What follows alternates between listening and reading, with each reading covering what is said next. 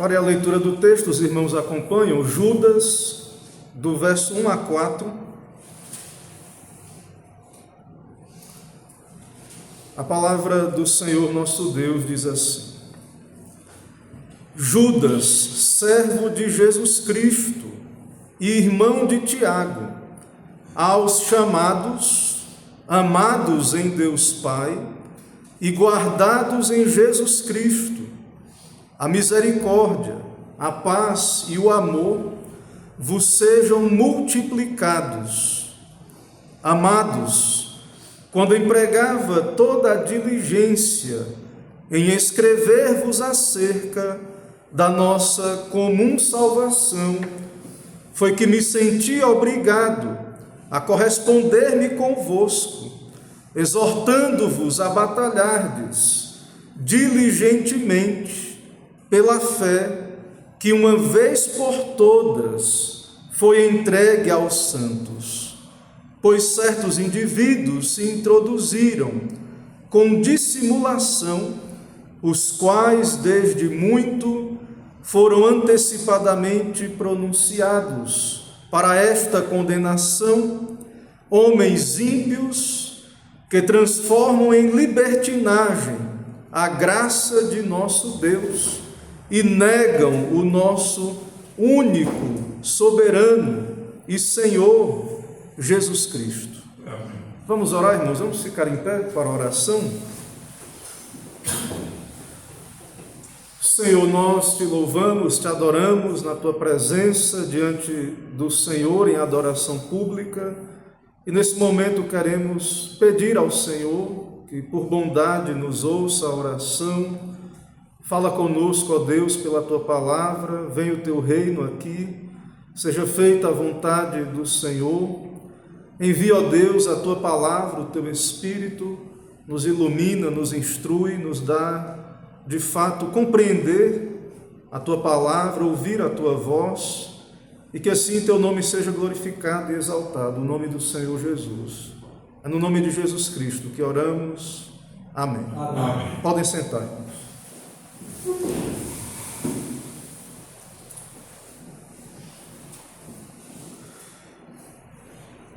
Meus irmãos, essa é a última das epístolas conhecidas como epístolas gerais ou universais, e disto nós entendemos e sabemos que esta carta foi escrita para crentes de todas as localidades, não para uma igreja específica. Então nós estamos aqui diante desta epístola de Judas. Judas é um nome comum na época do Novo Testamento, do Evangelho, e como temos aqui então na introdução, Judas, servo de Jesus Cristo e irmão de Tiago. E nós concordamos com a maioria dos comentaristas que argumentam de fato, Judas aqui de fato é o irmão de Jesus, ou meio-irmão, considerando que Cristo de fato nasceu do Espírito por meio da Virgem Maria, mas podemos dizer irmão. E também irmão de Tiago, irmão de Jesus, líder da proeminente igreja apostólica. Tiago é mais conhecido entre aqueles que eram colunas da igreja, então Judas cita também o seu irmão Tiago. Judas chama a si mesmo aqui, irmãos, de servo, é de fato irmão de Cristo, também servo de Cristo, e embora os irmãos de Jesus tenham sido incrédulos durante uma boa parte da vida de Cristo, de fato eles se converteram, creram. Nós temos aqui Judas, Tiago, outros irmãos, conforme o relato do Evangelho. Então Judas é servo de Cristo, creu na divindade de Jesus Cristo, e então Judas escreve para estas igrejas ou estes crentes espalhados para combater então os falsos mestres, a escravidão da libertinagem, uma postura que é contra a lei de Deus, que também chamamos de antinomismo, aqueles que deturpam a graça de Deus para a libertinagem, para uma vida de pecados, não entendendo a graça de Deus, transformam essa graça em uma liberdade para pecar para viver da maneira que quiserem e desobedecendo a Deus. Então, Judas escreve contra estes falsos mestres. Ou seja, esta carta, então, ela é escrita para denunciar ímpios pregadores da falsa graça. Eles deturpavam a graça de Deus para, então, permitir a libertinagem ou encorajá-la, e eram mestres disfarçados dentro da igreja, mestres ímpios. De fato, pregavam algum conteúdo espiritual, mas falsas doutrinas, porque de fato, irmãos, a verdadeira doutrina ela é de acordo com a piedade. Então, estes são verdadeiros lobos em pele de ovelhas, estes falsos mestres. E Judas adverte contra a falsa fé, um tipo de fé que não liberta o pecador de uma vida imoral, de uma vida ímpia. Então, Judas está engajado neste combate e ele esclarece, então, os crentes do seu tempo sobre esse perigo, essa polarização dos seus dias. Irmãos, alguém já disse que Satanás ele não está lutando contra as igrejas, mas tornando-se membro delas, que ele causa mais dano semeando o joio do que arrancando o trigo, e nós vemos que isso foi profetizado desde aqui o período do Novo Testamento, isso foi anunciado e aqui dito sobre a igreja apostólica que haviam falsos mestres dentro da igreja. E nós precisamos estar atentos a isso, e por isso o Senhor nos alerta no Novo Testamento, em sua palavra como um todo, e nós precisamos estar atentos a isso que Judas nos diz. Ele escreve de fato para encorajar, exortar os irmãos a batalhar pela fé que de uma vez por todas foi entregue aos santos, ou seja, todo o conteúdo, mas não somente se trata de um conteúdo intelectual. De fato, sim, toda a verdade de Deus, a igreja ela é coluna e baluarte da verdade, mas essa é a fé, irmãos, que santifica e justifica, ou seja, a fé genuína é uma fé que produz frutos e frutos de santificação. Isso será percebido, haverá um lado visível dessa fé verdadeira, ou seja, uma fé autêntica irá conduzir a uma prática piedosa, ou seja, separar doutrina de piedade é um grande erro. De fato, é algo que os falsos mestres aqui na época faziam, quando distorciam a graça em libertinagem. Então, não devemos jamais separar doutrina de vida. A verdade deve ser interiorizada e praticada.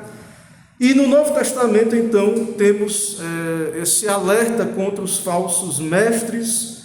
Claro, irmãos, que isso envolve o discurso e a prática. O discurso está distorcido, sim, e a prática, como consequência, também. E a verdade, ela é, claro, tanto um conteúdo também, como é algo experimental. Tanto a verdade quanto a sua experiência ou uma fé experimental, isso, irmão, se retroalimenta. A verdade e a experiência da verdade. Então, a doutrina verdadeira, pela graça de Deus, produz vida verdadeira. E a vida verdadeira que Deus implanta na alma, pela sua palavra e pelo seu Espírito, produzirá boas obras, produzirá frutos, ou seja, terá efeito, sim, aquilo que cremos e professamos e experimentamos, haverá frutos. O Senhor Jesus Cristo fala e até mesmo também alerta quanto aos falsos mestres, e ele diz: pelos seus frutos os conhecereis. E quanto àqueles que têm uma profissão meramente externa, Jesus diz que na sua vinda muitos dirão: Senhor, Senhor.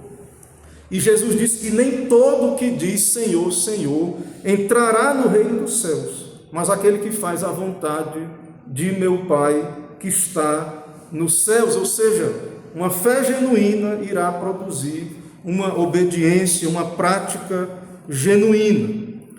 E nós que estamos engajados, comprometidos com a verdade, com a pregação das Escrituras, precisamos considerar isto. Judas aqui, irmãos, o seu desejo, a sua vontade, anseio era escrever sobre a comum salvação, e ele sentiu-se obrigado, então, a exortar a igreja, os crentes, a batalhar pela fé que de uma vez por todas foi entregue aos santos. Ou seja, há uma luta por uma fé viva e experimental, uma fé que é só dos eleitos.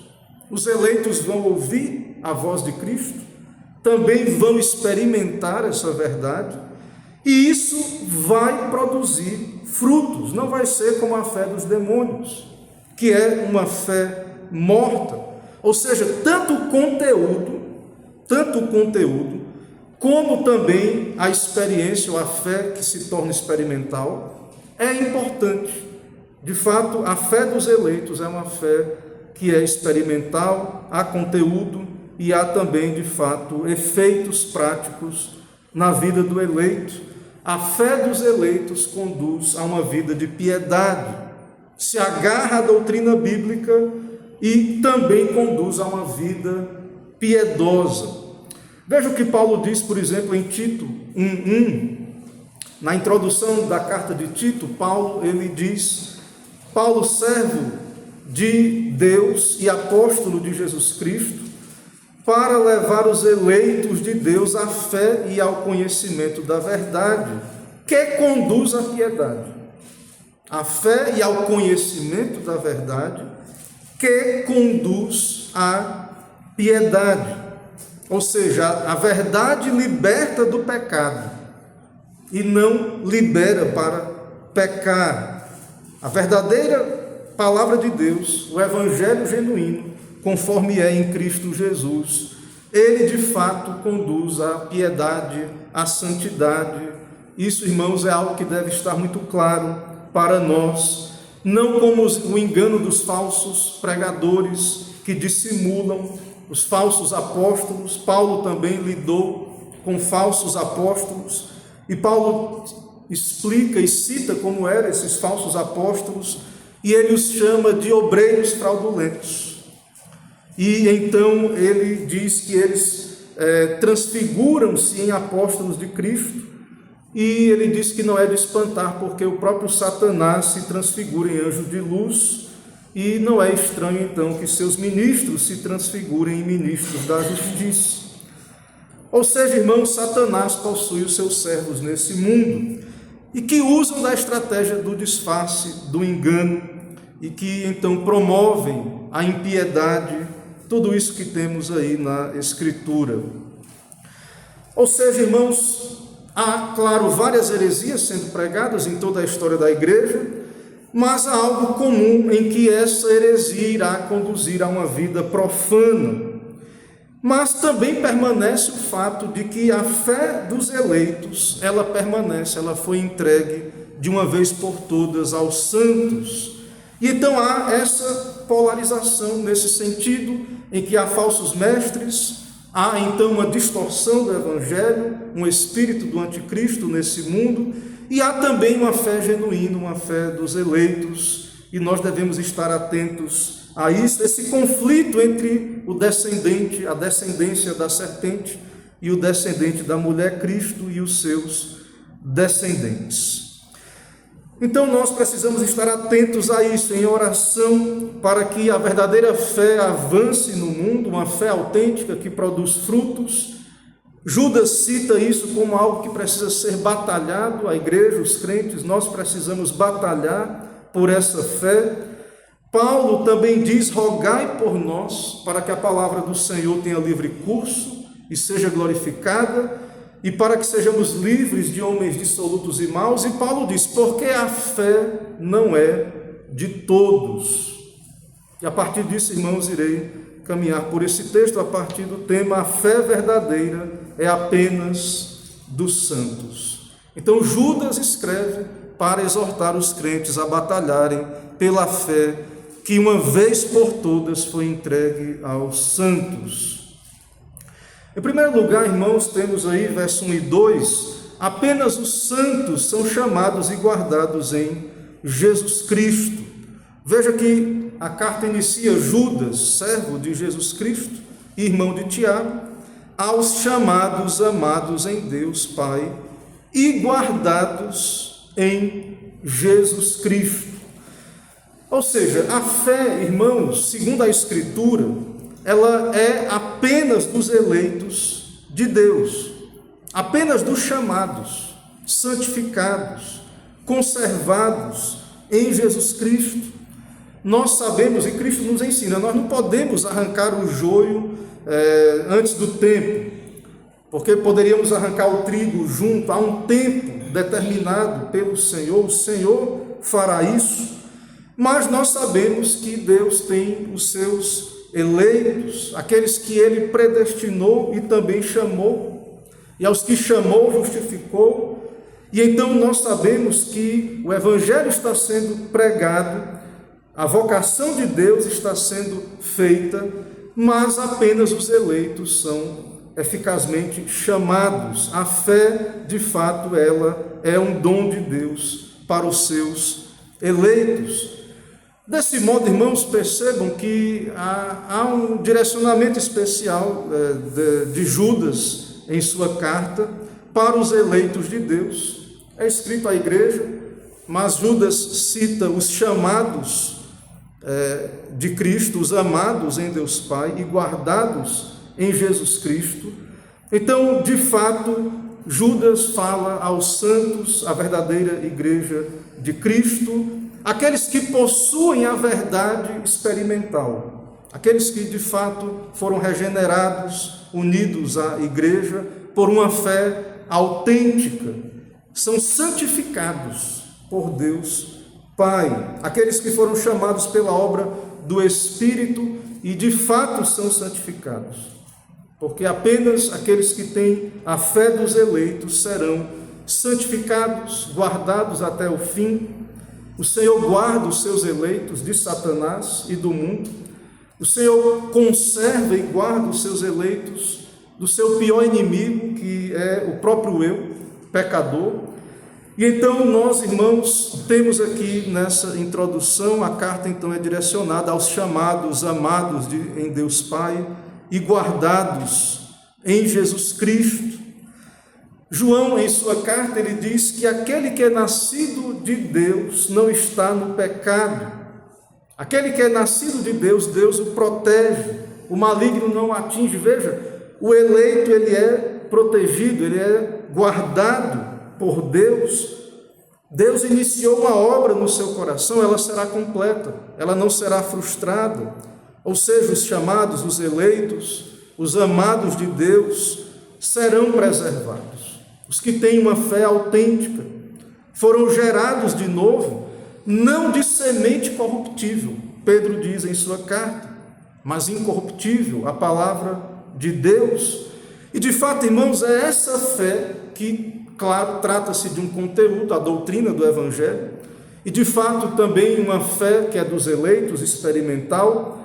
É essa fé, então, que Judas exorta os crentes a batalharem, a lutarem, por esta fé que foi, de uma vez por todas, entregue aos santos. Essa é a fé dos eleitos, de fato, a verdadeira doutrina que conduz à piedade, que não pode ser separada da piedade, da santidade, a vida e também a prática que é de acordo com a palavra de Deus.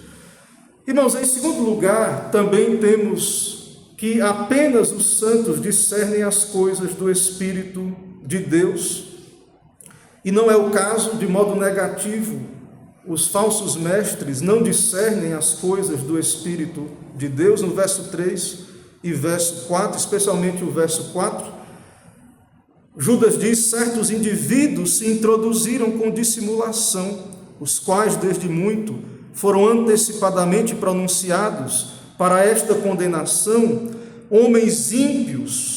E veja como eles não discernem a verdade. Eles transformam em libertinagem a graça de nosso Deus e negam o nosso único, soberano e Senhor, Jesus Cristo, tanto a prática quanto o conteúdo, porque eles acabam por negar a Cristo.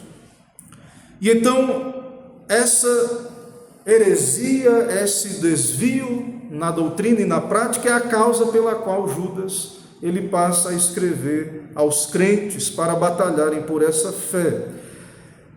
Então há ali a presença de homens ímpios dentro da igreja, que tinham como marca transformar em libertinagem a graça do nosso Senhor.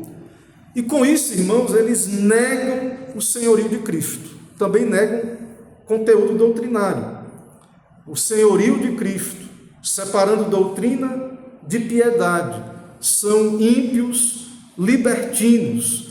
E Judas escreve para a igreja e para nós, isso se aplica a nós, para que tenhamos a plena certeza que essa não é a fé dos eleitos, a fé que conduz a uma vida de pecados, uma fé que não produz piedade, não é a fé dos eleitos. Isso tem que estar muito claro, irmãos, a partir desse texto, tem que ficar claríssimo. Uma fé que não produz piedade, ou que tenta adaptar a palavra de Deus, distorcê-la, não é de fato a fé que foi transmitida pelo Senhor, pelos seus apóstolos, não é o conteúdo que recebemos da revelação de Deus, e também não é a fé dos eleitos, a fé que o Senhor dá aos seus eleitos pela obra do Espírito. Há algo errado com esse ensino. Se há um ensino que não produz piedade, há algo errado, há causa e efeito. A verdade, com a bênção de Deus, com a obra do Espírito, ela vai produzir piedade, e jamais a verdade irá produzir, de fato, heresias ou desvios em sua prática, a libertinagem. A graça, ela de fato produz piedade. É verdade que a graça pode estar sendo defendida e deturpada. Existe a deturpação da graça para a prática de libertinagem. E isso, irmãos, é marca dos reprovados, do homem natural, porque não compreende as coisas do Espírito de Deus, não discerne, não submete a Cristo como Senhor e Salvador, de fato não tem a percepção da mente do Senhor. A maioria dos comentaristas enfatizam a questão doutrinária aqui nesta carta de Judas, e de fato isto é verdade, há aqui o aspecto doutrinário, conjunto de doutrinas da fé cristã, mas não devemos, irmãos, ignorar de fato ou separar este conteúdo doutrinário da fé experimental. E é evidente no texto que não é a intenção do apóstolo, porque ele fala contra essa distorção da graça em libertinagem. Então, ele tem a intenção de falar sobre as doutrinas, elas devem ser recebidas como são em Cristo, de maneira adequada, equilibrada, e também as conclusões da doutrina, as aplicações. Veja que Judas estava escrevendo sobre a comum salvação, as doutrinas, as verdades acerca da salvação, e então ele se sentiu obrigado a exortar os crentes a batalharem pela fé que foi de uma vez por todas entregue aos santos, ou seja, defender a fé que é dos eleitos de Deus contra aquela doutrina falsa dos ímpios e incrédulos e dissimulados que simulavam ter fé, entraram na igreja falando de assuntos espirituais e de fato não eram notados muitas vezes a pele de ovelha, mas são hereges e de fato também distorcem a graça de Deus em libertinagem. Ou seja, há aqui uma denúncia contra a impiedade, a incredulidade destes falsos mestres, e nós, irmãos, não devemos estar surpresos com essa infiltração no meio da cristandade, no meio da igreja, daquilo que é considerado igreja de Cristo.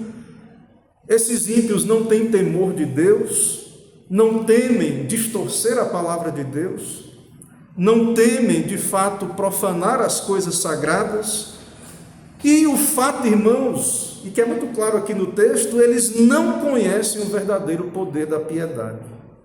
E não adoram, não servem a Deus de coração.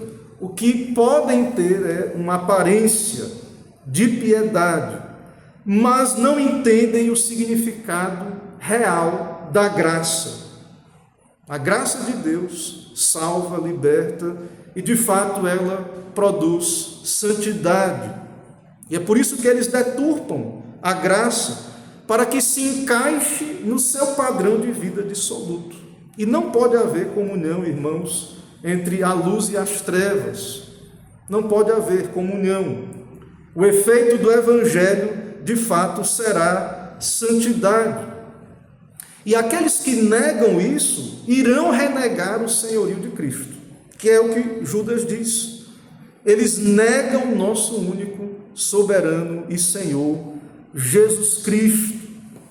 Desse modo, não devemos jamais ser enganados por esse discurso. Devemos avaliar a vida, o ministério, por esse critério. Devemos avaliar a bênção de Deus, de fato, pelo conteúdo que é transmitido e também, de fato, por uma fé experimental. E isso também se aplica, irmãos, a cada crente, cada um daqueles que receberam o chamado do Evangelho, se uniram à igreja, têm fé, mas que precisam, segundo a própria Escritura, fazer esse exame, avaliar a fé desta maneira, tanto em seu conteúdo, como também o seu conhecimento prático e experimental. Irmãos, diante disso ainda algumas aplicações. Cristo, irmãos, ele é o centro dessa carta. Cristo é que está sendo negado pelos falsos mestres, porque de fato ele é o rei, ele é o Senhor, os apóstatas o negam e de fato Judas escreve para que os crentes, a igreja, se volte para Cristo, para a fé que é de Cristo, a verdade conforme é em Cristo Jesus e que produz piedade, produz santidade, ou seja, a mensagem de Cristo, o Evangelho, ele irá anunciar uma verdade que liberta os homens do pecado para uma vida santa. E disso, irmãos, o Evangelho, ele irá então ser uma mensagem que dele, do Evangelho, flui santidade. A graça autêntica que flui do Evangelho não irá servir à libertinagem, mas o salvo irá se submeter a Cristo. Irá temer a Deus, a sua lei, os seus mandamentos. Então nós vemos que o povo de Deus, a igreja, os santos devem de fato ter essa percepção. A igreja de fato ela foi chamada a batalhar e defender essa verdade, essa fé que de uma vez por todas foi entregue aos santos.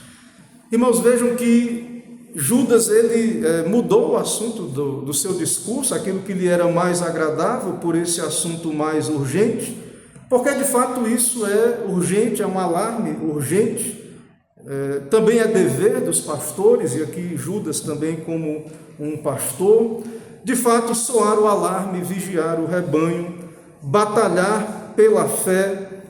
Não é uma questão aqui, irmãos, de preferências pessoais ou de opiniões, mas a igreja é chamada a proteger a doutrina de Cristo, a doutrina apostólica. O Evangelho foi entregue à igreja. A fé autêntica, a fé experimental, ela foi entregue à igreja.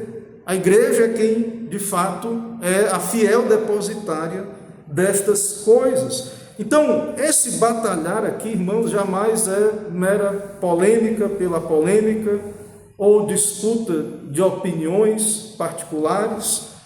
Nós somos chamados a batalhar pela fé genuína, a fé de Cristo, a fé que produz uma vida de santidade. E com isso, irmãos, nós devemos, de fato, uma aplicação prática, de fato, nos dedicarmos e encorajarmos tudo aquilo que é de acordo com o anúncio dessa verdade, a pregação, o ensino das verdades.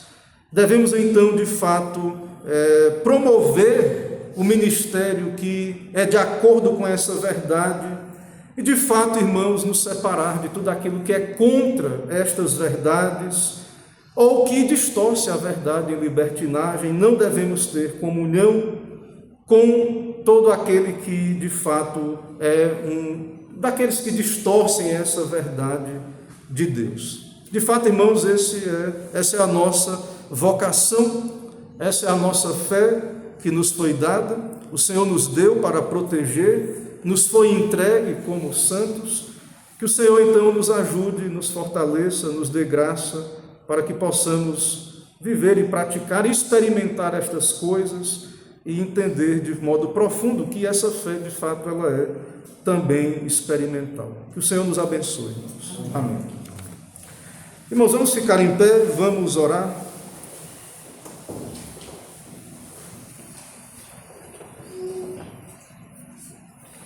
Senhor nosso Deus e Pai, queremos te agradecer por esse dia do Senhor, poder ouvir a Tua palavra. Pedimos Tua graça, ó Deus, nos dá do Teu Espírito discernir, ó Deus, esta fé que é dos eleitos. Abençoa o Teu povo, ó Pai, protege, guarda, nos dá proteção contra as sutilezas do engano. Ó Deus, nos guarda, nos preserva. Cremos na Tua proteção, que o Senhor está conosco, é o Senhor quem nos sustenta e guarda. Abençoa a Tua igreja, ó Deus, dá ao Teu povo discernimento do Teu querer e nos dá, ó Deus, uma boa semana, nos dá a Tua graça, nos protege, abençoa nossas atividades da semana e assim, ó Deus, com a Tua graça, se o Senhor não voltar nessa semana, que o Senhor nos permita estar na Tua casa no próximo dia do Senhor. Assim nos dá a Tua bênção, é o que pedimos e oramos no nome de Cristo. Amém.